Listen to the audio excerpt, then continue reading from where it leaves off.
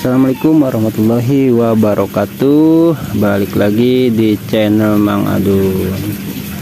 Apa kabar semuanya? Semoga baik-baik saja ya. Tetap semangat, tetap klik petirnya. Oke. Kali ini ada sedikit informasi dari salah satu pioner yang mengalami kendala di QAC ya. Kemarin juga ada yang komen tuh di salah satu video ya, katanya ya intinya coba katanya upload video lagi yang soal QAC. Ya gini sih sebenarnya, kalau misalkan upload video soal QAC dari kemarin-kemarin kan gue udah banyak banget bahas ya. Dan setiap video ini masalahnya, setiap video itu beda video, beda permasalahan dan beda pembahasan gitu kan. Itu ya, kalau misalkan mau lihat-lihat mah silahkan saja masuk ke beranda channel Mang Adun ya. Di situ banyak video tentang P-Network, atau langsung masuk ke playlist. Di situ ada playlist khusus P-Network gitu loh ya. Ya di situ bisa di-play saja, bisa dipahami, bisa dipelajari ya kan, apa saja sih gitu loh yang menjadi kendala di QAC atau pembahasan QAC apa saja. Ada banyak banget yang gua share lah ya videonya. Itu mau langsung dari Dokter Nicholas, mau langsung dari core team, atau mau langsung dari narasumber juga ada, atau dari sesama pioner juga banyak ya. Oke, nah kali ini ada salah satu pioner, ini baru tadi banget juga sih itu ya, jamnya tuh jam 16 ya, bagus banget jamnya ya. Oke gini, jadi ini katanya maksudnya ini apa, kalau tidak diselesaikan dalam waktu 15 menit akan diberikan ke orang lain. Oke. Nah tadi gue sempat balas tuh, ini balasan gue ya kan, baru semalam. Nah ya emang kemarin gue sempat kopdar sih sama salah satu pioner juga. Baru semalam juga beliau subscribe di channel gue ya. Thank you. Gue nggak bisa sebutin namanya lah ya gitu. Baru semalam saya ngobrol langsung sama salah seorang pioner yang mengalami hal serupa, gue bilang gitu. Dan jawabannya ya, setelah pengasuh anaknya mengambil KTP terlebih dahulu karena KTP-nya ditinggal di rumah, akhirnya dari tanggal 2 sampai sekarang QAC-nya ke pending. Oke. Di sana jelas keterangannya itu terjadi karena permintaan yang tinggi ya, permintaan QAC ya. Oke, kita balik ke yang ini. Kita baca tuh di situ ya, yang warna orange itu. Karena permintaan yang tinggi, slot QAC Anda dijamin hanya 15 menit ke depan. Anda harus memulai proses dalam waktu 15 menit untuk memanfaatkan slot ini sebelum slot diberikan kepada orang lain gitu. Jadi kenapa namanya QAC itu hanya waktu 15 menit? Aduh, gue sih jujur aja ya, kalau bagi gue pribadi sih ini bukan sesuatu yang aneh. Semalam juga udah sempat ngobrol biasa gue sama saudara gue Pak Iwan ya kan, udah sempat ngobrol ngebahas masalah ini. Karena apa? Karena saking banyaknya 35 juta pengguna atau pioner ya, atau perintis. Bayangkan saja di seluruh dunia, di kurang lebih 230 negara ya gitu loh. Makanya kenapa ketika momen atau waktu yang 15 menit itu kita tidak menyiapkan KTP, atau KTP-nya lagi tertinggal di mana gitu kan, kenapa sampai diberikan ke yang lain? Karena antriannya tuh panjang banget gitu loh. Dan yang lain juga sama pengen masuk. Oke. Ya kalau misalkan kita antri di bank tuh, tahu sendiri ya, misalkan kita antri di bank mau ngambil uang lah, misalkan antri, oke, kita nunggu dan itu udah dipastikan tuh selesai. Cuma kalau misalkan yang ngambilnya kok lama banget, ini ngapain aja, kan ada dongkol juga, sementara antriannya panjang banget gitu kan. Itu cuman baru ya paling panjang juga 100 orang lah ya, ini sampai puluhan juta ya kan. Itu loh, makanya diberikan waktu sekian gitu kan, itu 15 menit. Kenapa? Karena yang antri itu bukan 100, 1000, ratusan ribu, puluhan ribu gitu kan, jutaan ribu orang, nah jutaan ribu orang aduh, pokoknya puluhan juta orang lah ya, bayangkan saja. Oke ya, walaupun dari 35 juta orang gitu kan, mudah-mudahan dari 35 juta ini ya seminimal setengahnya lah, atau 20 jutanya sudah KYC kan. Tapi kan tetap ada 15 juta orangnya yang belum, kalau misalkan di persentase gitu kan, diperkirakan tetap antriannya panjang ya. Makanya kenapa diberikan waktu 15 menit itu kan, itu karena antriannya panjang banget.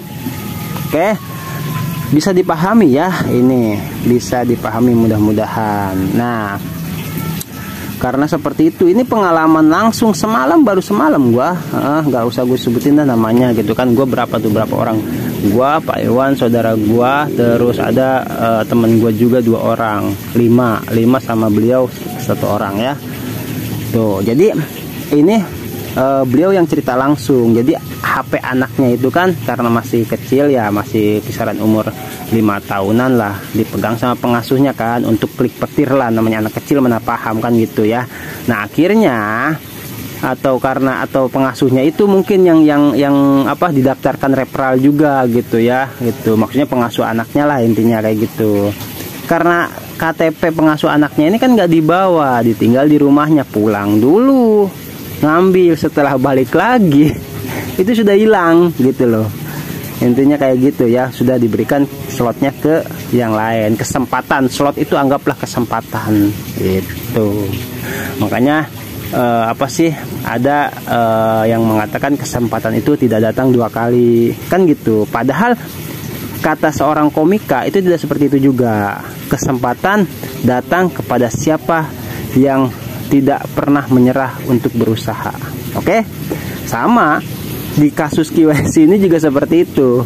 Apakah setelah itu gagal yang 15 menit atau ke pending, atau misalkan diberikan slotnya ke orang lain lalu disebutkan gagal, dikatakan gagal? Tidak gitu loh. Tapi tunggu antrian ya nanti lagi gitu loh. Sekarang gantian yang lain dulu. Makanya semalam gue suka sempat ngomong kayak gini, kenapa bisa cepet atau random lah, katanya Pak Iwan tuh KYC itu random, mau yang lama mau yang sebentar, masalah KYC itu random. Jadi siapa yang dapat ya udah, itu memang sudah bagiannya gitu kan KYC. Jadi ketika KYC itu datang gitu kan, itu nggak pilih-pilih. Kalau kita mah enak ya, wah saudara gua aja dulu, nggak bisa gitu kan.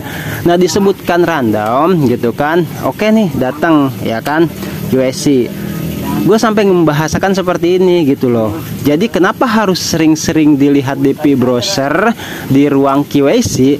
Karena seolah seperti gini loh. Ketika kita mau mengirimkan undangan hajatan lah, kita mah simpelnya ya. Undangan hajatan itu kan ketika kita mau memberikan undangan kepada seseorang, masuk ke depan rumahnya, orangnya ada nggak nih? Kan kayak gitu. Nah, ketika orangnya lagi nggak ada, otomatis daripada undangannya itu dibawa atau dikhawatirkan hilang nih kalau dalam bahasa sehari-hari kita ya, akhirnya kan dibawa lagi. Ya udahlah, ntar besok balik lagi aja, kayak gitu. Ngerti ya?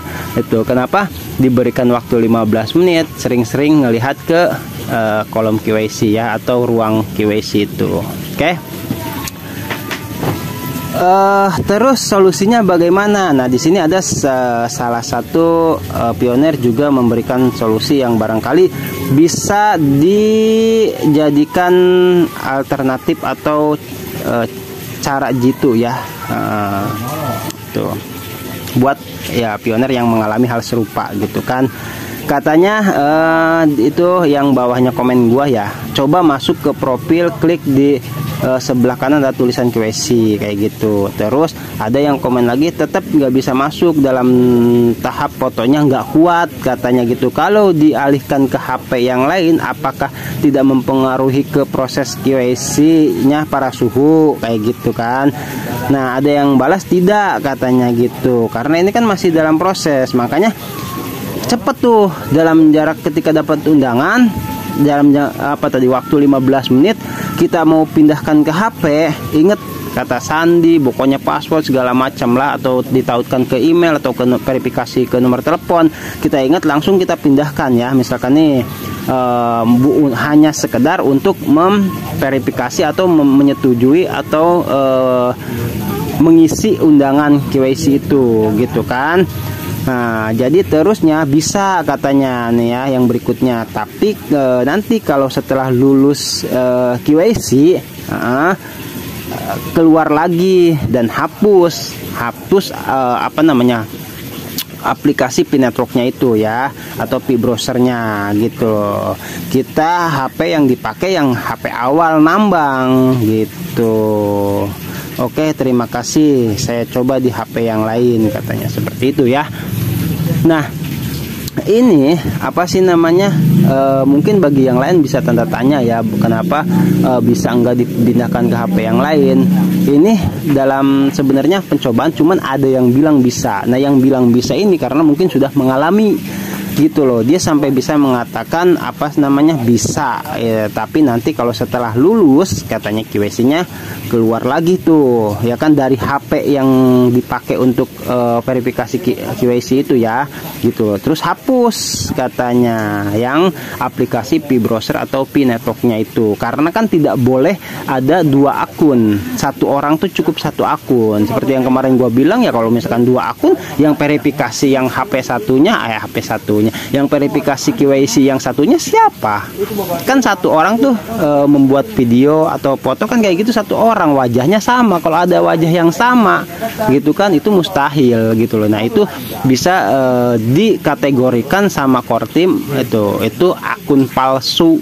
Dan yang membahayakan ini yang penting ya, harap hati-hati jangan sampai dikira gitu kita cloning lah atau memperbanyak akun supaya daya nambang kita tuh lebih cepat. Jangan sampai kayak gitu ya. Itu kalau misalkan kedeteksi sama Kortim, ngeri ya, takutnya kena banned, dan bannednya itu 100 tahun. Aduh kayak gitu ya. Oke, video kali ini nggak usah lama ya, simpel-simpel aja, karena emang dari pagi tuh gue juga nggak tahu mau bahas apa nih. Kalau info mah tadi ada yang masuk 1-2, cuman seperti biasa gue save dulu nih, nunggu apa namanya nunggu sambungannya lah. Ibarat tema mah biar satu tema kan ya, soal KYC ya KYC, soal perkembangan digital ya perkembangan digital kayak gitu. Jangan sampai dicampur aduk, nanti pioner puyeng kayak gitu ya. Oke, informasi kali ini udah ya, mudah-mudahan bisa dipahami dan mudah-mudahan bisa dijadikan pelajaran juga, pembelajaran, bisa manfaat lah intinya untuk semua pioner yang ingin melakukan KYC. Oke, thank you buat yang udah subscribe, buat yang udah like, komen, membagikan video gua ke semua sosial media. Terima kasih. Selamat bergabung juga buat yang baru gabung ya di channel Mang Adun. Oke, gua Mang Adun pamit undur diri. Wassalamualaikum warahmatullahi wabarakatuh.